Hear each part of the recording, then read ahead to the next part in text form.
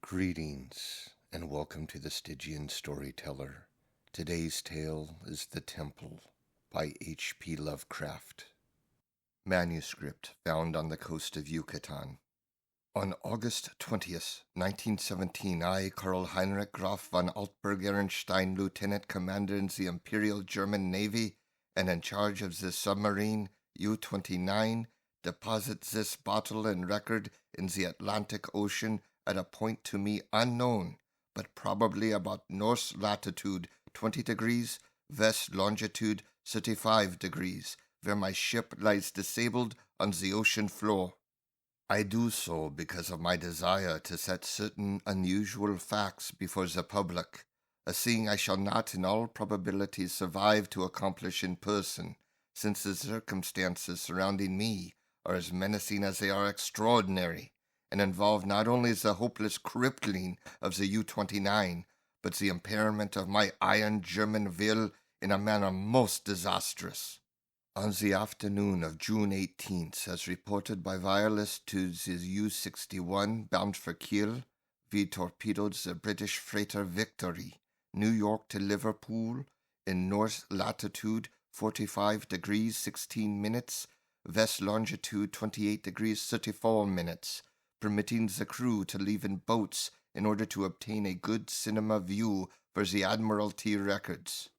The ship sank quite picturesquely, bow first, the stern rising high out of the water, while the hull shot down perpendicularly to the bottom of the sea. Our camera missed nothing, and I regret that so fine a reel of film should never reach Berlin. After that we sank the lifeboats with our guns and submerged. When we rose to the surface about sunset, a seaman's body was found on the deck, hands gripping the rail in curious fashion.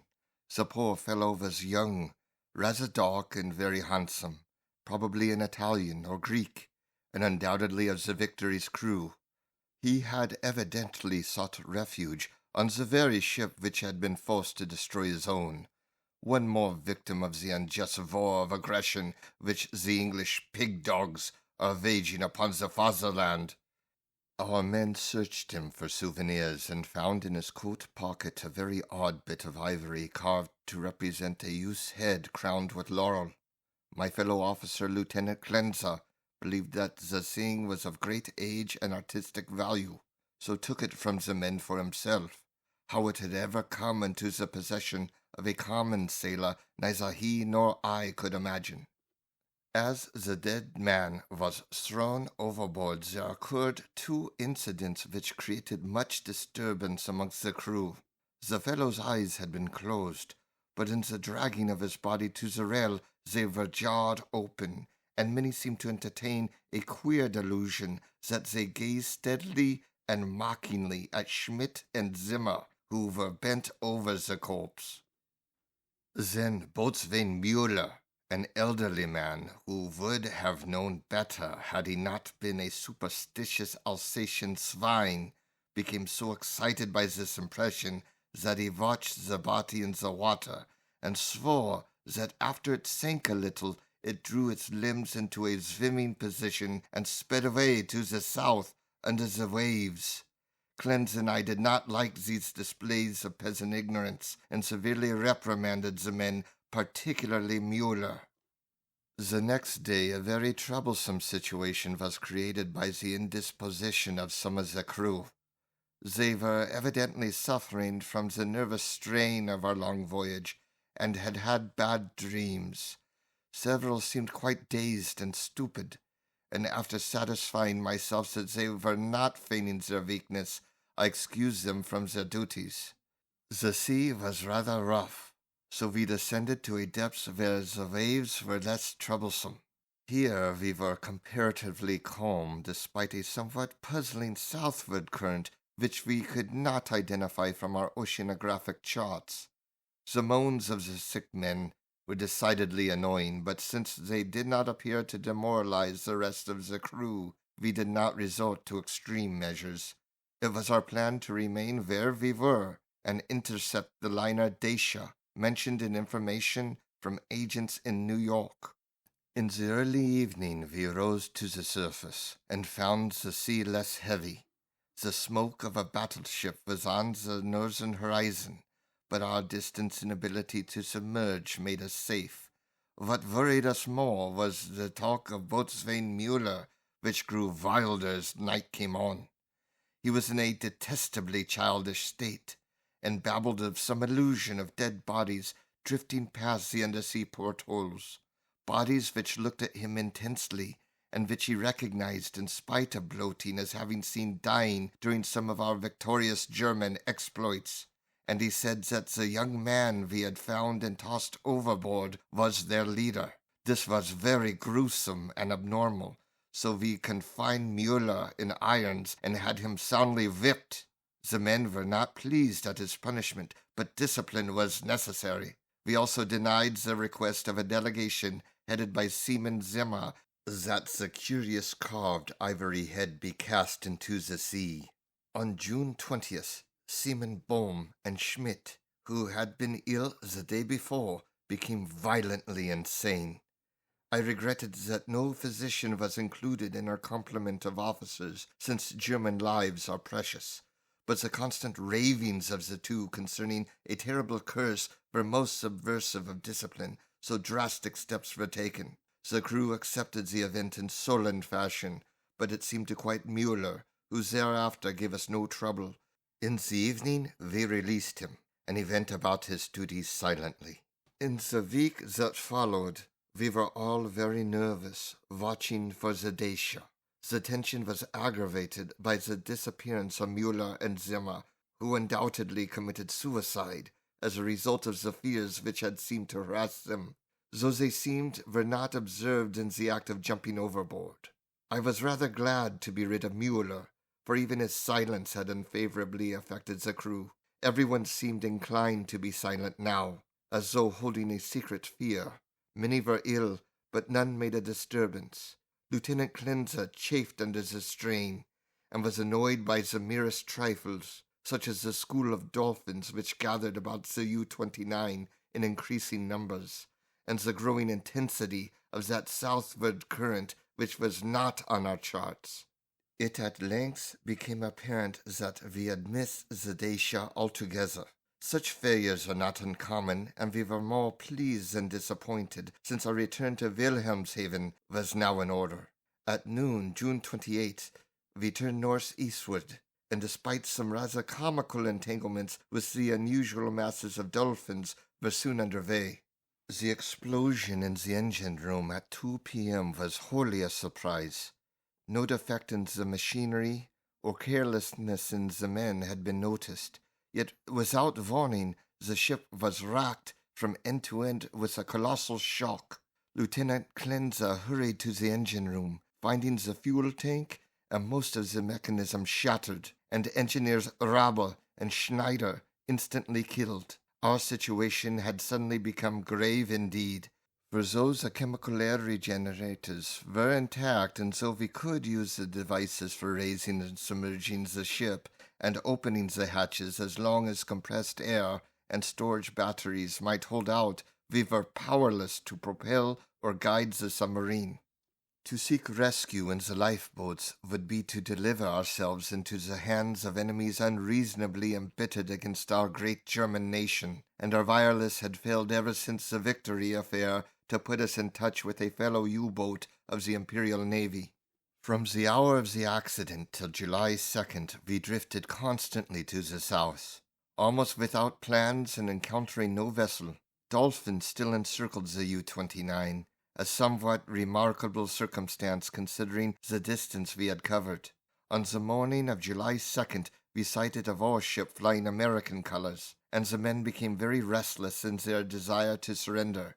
Finally, Lieutenant Clenza had to shoot a seaman named Traubel, who urged this un-German act with especial violence.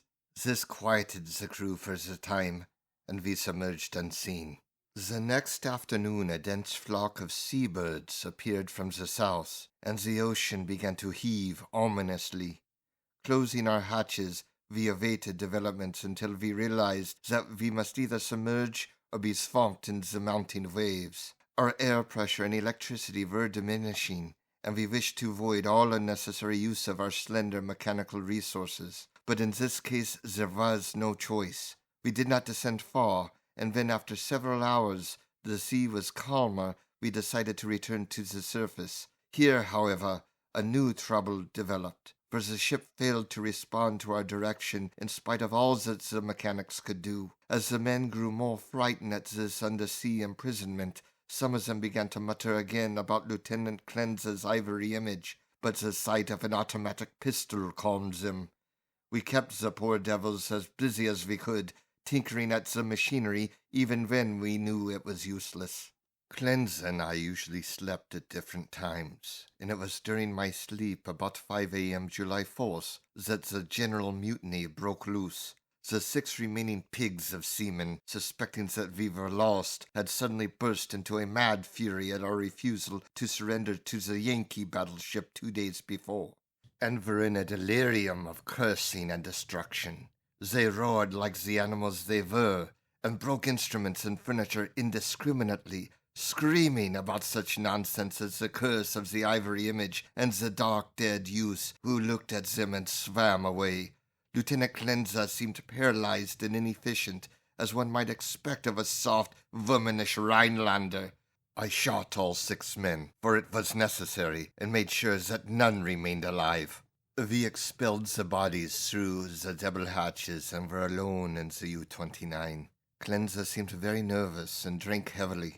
It was decided that we remain alive as long as possible, using the large stock of provisions and chemical supply of oxygen, none of which had suffered from the crazy antics of those swine-hound seamen. Our compasses, depth gauges, and other delicate instruments were ruined, so that henceforth our only reckoning would be guesswork, based on our watches, the calendar, and our apparent drift as judged by any objects we might spy through the portals or from the conning tower. Fortunately, we had storage batteries still capable of long use, both for interior lighting and for the searchlight. We often cast a beam around the ship, but saw only dolphins, swimming parallel to our own drifting course. I was scientifically interested in those dolphins. For those the ordinary Delphinus delphis is a cetacean mammal unable to subsist without air, I watched one of the swimmers closely for 2 hours and did not see him alter his submerged condition. With the passage of time, Cleanse and I decided that we were still drifting south, meanwhile sinking deeper and deeper. We noted the marine fauna and flora and read much on the subject in the books I had carried with me for spare moments. I could not help observing, however, the inferior scientific knowledge of my companion. His mind was not Prussian, but given to imaginings and speculations which have no value. The fact of our coming deaths affected him curiously, and he would frequently pray in remorse over the men, women, and children we had sent to the bottom, forgetting that all things are noble which serve the German state. After a time he became noticeably unbalanced, gazing for hours at his ivory image, and weaving fanciful stories of the lost and forgotten things under the sea. Sometimes, as a psychological experiment, I would lead him on in these wanderings and listen to his endless poetical quotations and tales of sunken ships. I was very sorry for him, for I disliked to see a German suffer. But he was not a good man to die with. For myself, I was proud, knowing how the fatherland would revere my memory, and how my sons would be taught to be men like me. On August 9th, we espied the ocean floor, and sent a powerful beam from the searchlight over it. It was a vast, undulating plain, mostly covered with seaweed, and strewn with the shells of small mollusks. Here and there were slimy objects of puzzling contour, draped with weeds and encrusted with barnacles, which Cleanse declared must be ancient ships lying in their graves. He was puzzled by one thing, a peak of solid matter protruding above the ocean bed nearly 4 feet at its apex, about 2 feet thick, with flat sides and smooth upper surfaces which met at a very obtuse angle. I called the peak a bit of outcropping rock, but Cleanser thought he saw carvings on it. After a while he began to shudder, and turned away from the scene as if frightened, yet could give no explanation save that he was overcome with the vastness, darkness, remoteness, antiquity, and mystery of the oceanic abysses. His mind was tired, but I am always a German, and was quick to notice two things: that the U-29 was standing the deep sea pressure splendidly, and that the peculiar dolphins were still about us, even at a depth where the existence of high organisms is considered impossible by most naturalists. That I had previously overestimated our depths, I was sure, but nonetheless we must still be deep enough to make these phenomena remarkable.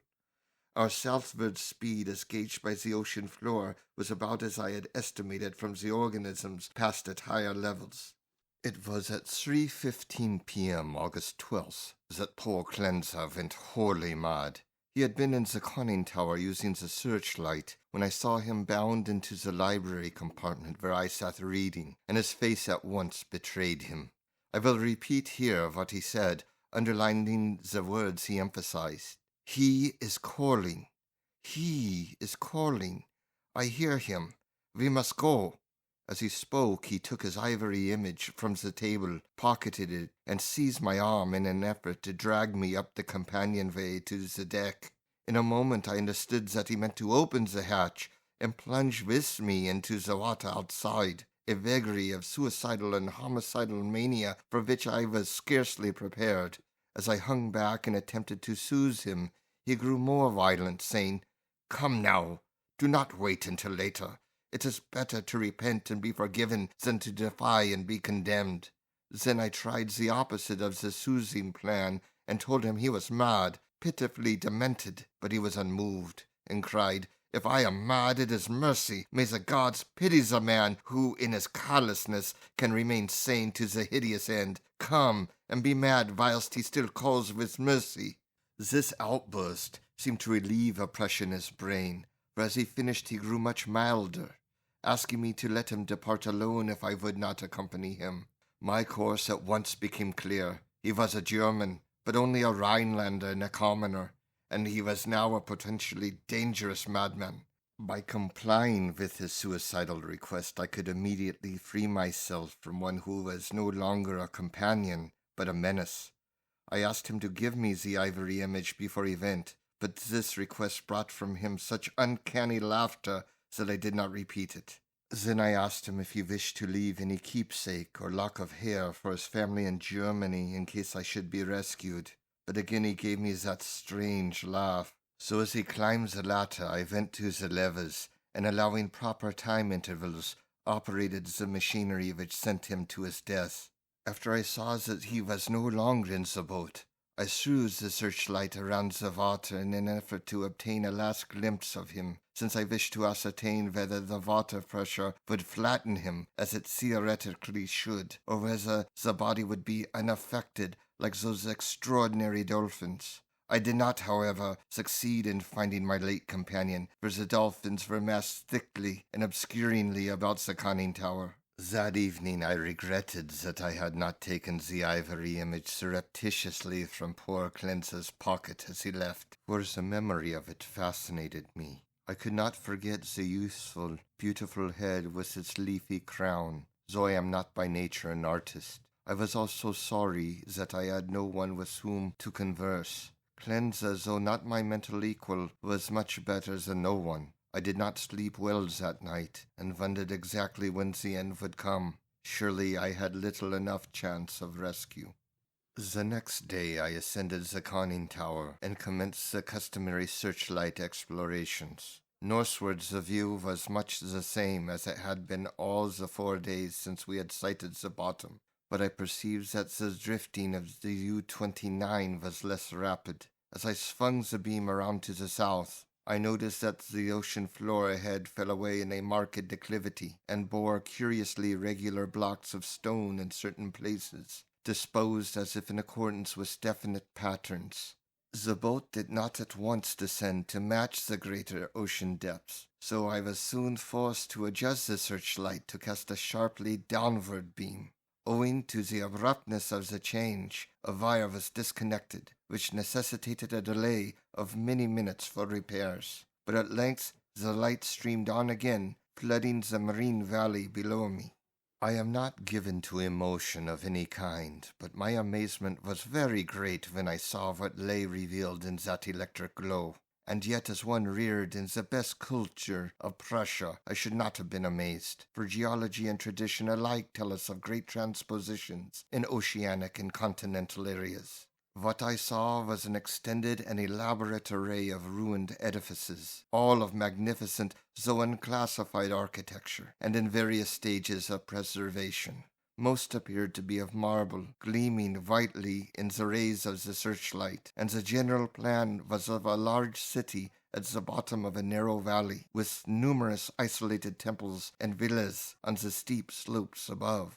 Roofs were fallen and columns were broken, but there still remained an air of immemorially ancient splendor which nothing could efface. Confronted at last with the Atlantis I had formerly deemed largely a myth, I was the most eager of explorers.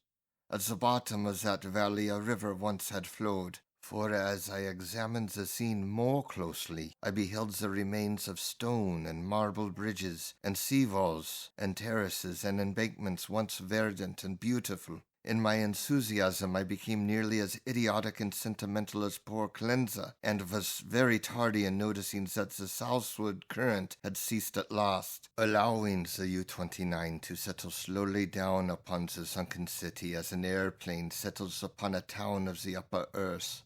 I was slow, too, in realizing that the school of unusual dolphins had vanished. In about 2 hours the boat rested in a paved plaza close to the rocky wall of the valley. On one side I could view the entire city as it sloped from the plaza down to the old riverbank. On the other side, in startling proximity, I was confronted by the richly ornate and perfectly preserved facade of a great building, evidently a temple, hollowed from the solid rock. Of the original workmanship of this titanic thing I can only make conjectures. The facade, of immense magnitude, apparently covers a continuous hollow recess, for its windows are many and widely distributed. In the center yawns a great open door, reached by an impressive flight of steps, and surrounded by exquisite carvings like the figures of bacchanals in relief. Foremost of all are the great columns and frieze, both decorated with sculptures of inexpressible beauty, obviously portraying idolized pastoral scenes and processions of priests and priestesses bearing strange ceremonial devices in adoration of a radiant god. The art is of the most phenomenal perfection, largely Hellenic in idea, yet strangely individual. It imparts an impression of terrible antiquity, as though it were the remotest rather than the immediate ancestor of Greek art. Nor can I doubt that every detail of this massive product was fashioned from the virgin hillside rock of our planet. It is palpably a part of the valley wall, though how the vast interior was ever excavated I cannot imagine. Perhaps a cavern or series of caverns furnished the nucleus. Neither age nor submersion has corroded the pristine grandeur of this awful fane, for fane indeed it must be, and today, after thousands of years, it rests untarnished and inviolate in the endless night and silence of an ocean chasm. I cannot reckon the number of hours I spent in gazing at the sunken city with its buildings, arches, statues, and bridges, and the colossal temple with its beauty and mystery. So I knew that death was near. My curiosity was consuming, and I threw the searchlight's beam about in eager quest. The shaft of light permitted me to learn many details, but refused to show anything within the gaping door of the rock-hewn temple, and after a time I turned off the current, conscious of the need of conserving power. The rays were now perceptibly dimmer than they had been during the weeks of drifting, and as if sharpened by the coming deprivation of light, my desire to explore the watery secrets grew. I, a German, should be the first to tread those eon-forgotten ways. I produced and examined a deep-sea diving suit of jointed metal and experimented with the portable light and air regenerator. Though I should have trouble in managing the double hatches alone, I believed I could overcome all obstacles with my scientific skill and actually walk about the dead city in person. On August 16th, I effected an exit from the U-29 and laboriously made my way through the ruined and mud-choked streets to the ancient river. I found no skeletons or other human remains, but gleaned a wealth of archaeological lore from sculptures and coins. Of this I cannot now speak save to utter my awe at a culture in the full noon of glory, when cave dwellers roamed Europe and the Nile flowed unwatched to the sea. Others, guided by this manuscript, if it shall ever be found, must unfold these mysteries, of which I can only hint.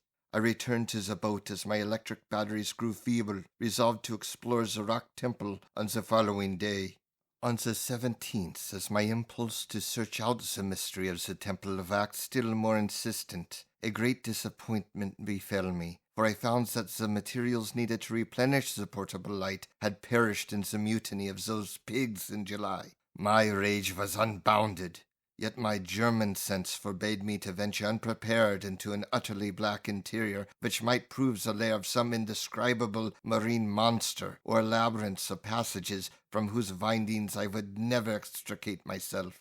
All I could do was to turn on the waning searchlight of the U-29, and with its aid walk up the temple steps and study the exterior carvings.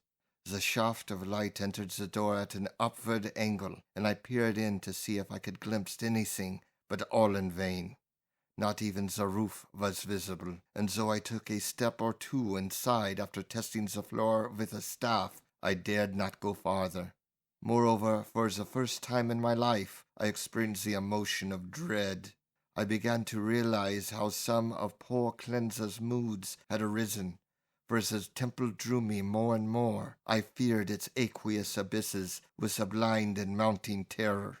Returning to the submarine, I turned off the lights and sat thinking in the dark. Electricity must now be saved for emergencies. Saturday, the 18th, I spent in total darkness, tormented by thoughts and memories that threatened to overcome my German will. Cleanser had gone mad and perished before reaching this sinister remnant of a past unwholesomely remote, and had advised me to go with him. Was indeed fate preserving my reason only to draw me irresistibly to an end more horrible and unthinkable than any man has dreamed? Clearly my nerves were sorely taxed, and I must cast off these impressions of weaker men. I could not sleep Saturday night, and turned on the lights regardless of the future. It was annoying that the electricity should not last out the air and provisions. I revived my thoughts of euthanasia and examined my automatic pistol. Toward morning I must have dropped asleep with the lights on, for I awoke in darkness yesterday afternoon to find the batteries dead. I struck several matches in succession and desperately regretted the improvidence which had caused us long ago to use up the few candles we carried. After the fading of the last match I dared to waste, I sat very quietly without a light. As I considered the inevitable end, my mind ran over preceding events, and developed a hitherto dormant impression which would have caused a weaker and more superstitious man to shudder. The head of the radiant god in the sculptures on the rock temple is the same as that carven bit of ivory which the dead sailor brought from the sea, and which poor Cleanser carried back into the sea. I was a little dazed by this coincidence, but did not become terrified. It is only the inferior thinker who hastens to explain the singular and the complex by the primitive shortcut of supernaturalism. The coincidence was strange, but I was too sound a reasoner to connect circumstances which admit of no logical connection, or to associate in any uncanny fashion the disastrous events which had led from the Victory affair to my present plight. Feeling the need of more rest, I took a sedative and secured some more sleep. My nervous condition was reflected in my dreams, for I seemed to hear the cries of drowning persons, and to see dead faces pressing against the portholes of the boat, and among the dead faces was the living, mocking face of the youth with the ivory image. I must be careful how I record my awakening today, for I am unstrung, and much hallucination is necessarily mixed with fact. Psychologically, my case is most interesting, and I regret that it cannot be observed scientifically by a competent German authority. Upon opening my eyes, my first sensation was an overmastering desire to visit the rock temple, a desire which grew every instant, yet which I automatically sought to resist through some emotion of fear which operated in the reverse direction. Next, there came to me the impression of light amidst the darkness of dead batteries, and I seemed to see a sort of phosphorescent glow in the water through the portal which opened towards the temple. This aroused my curiosity, for I knew of no deep-sea organism capable of emitting such luminosity. But before I could investigate, there came a third impression, which, because of its irrationality, caused me to doubt the objectivity of anything my senses might record. It was an aural delusion, a sensation of rhythmic, melodic sound, as of some wild yet beautiful chant or choral hymn, coming from the outside through the absolutely soundproof hull of the U-29. Convinced of my psychological and nervous abnormality, I lighted some matches and poured a stiff dose of sodium bromide solution, which seemed to calm me to the extent of dispelling the illusion of sound. But the phosphorescence remained, and I had difficulty in repressing a childish impulse to go to the portal and seek its source. It was horribly realistic, and I could soon distinguish by its aid the familiar objects around me, as well as the empty sodium bromide glass of which I had no former visual impression in its present location. This last circumstance made me ponder, and I crossed the room and touched the glass. It was indeed in the place where I had seemed to see it. Now I knew that the light was either real or part of an hallucination so fixed and consistent that I could not hope to dispel it. So abandoning all resistance, I ascended to the conning tower to look for the luminous agency. Might it not actually be another U-boat, offering possibilities of rescue? It is well that the reader accept nothing which follows as objective truth, for since the events transcend natural law, they are necessarily the subjective and unreal creations of my overtaxed mind. When I attained the conning tower, I found the sea in general far less luminous than I had expected. There was no animal or vegetable phosphorescence about, and the city that sloped down to the river was invisible in blackness. What I did see was not spectacular, not grotesque or terrifying, yet it removed my last vestige of trust in my consciousness. For the doors and windows of the undersea temple hewn from the rocky hill were vividly aglow with a flickering radiance as from a mighty altar flame far within. Later incidents are chaotic. As I stared at the uncannily lighted door and windows, I became subject to the most extravagant visions. Visions so extravagant that I cannot even relate them. I fancied that I discerned objects in the temple, objects both stationary and moving, and seemed to hear again the unreal chant that had floated to me when first I awaked. And over all rose thoughts and fears which centered in the youth from the sea, and the ivory image whose carving was duplicated on the frieze and columns of the temple before me. I thought of poor Cleanser, and wondered where his body rested with the image he had carried back into the sea. He had warned me of something, and I had not heeded, but he was a soft-headed Rhinelander who went mad at troubles oppression could bear with ease. The rest is very simple. My impulse to visit and enter the temple has now become an inexplicable and imperious command which ultimately cannot be denied. My own German will no longer controls my acts, and volition is henceforward possible only in minor matters. Such madness it was which drove Cleanser to his death, bareheaded and unprotected in the ocean. But I am a Prussian and man of sense, and will use to the last what little will I have. When first I saw that I must go, I prepared my diving suit, helmet, and air regenerator for instant donning. and immediately commence to write this hurried chronicle in the hopes that it may some day reach the world. I shall seal the manuscript in a bottle and entrust it to the sea as I leave the U-29 forever. I have no fear, not even from the prophecies of the madman cleanser. What I have seen cannot be true, and I know that this madness of my own will at most lead only to suffocation when my air is gone. The light in the temple is a sheer delusion, and I shall die calmly, like a German, in the black and forgotten depths. This demoniac laughter which I hear as I write comes only from my own weakening brain. So I will carefully don my diving suit and walk boldly up the steps into that primal shrine, that silent secret of unfathomed waters and uncounted years.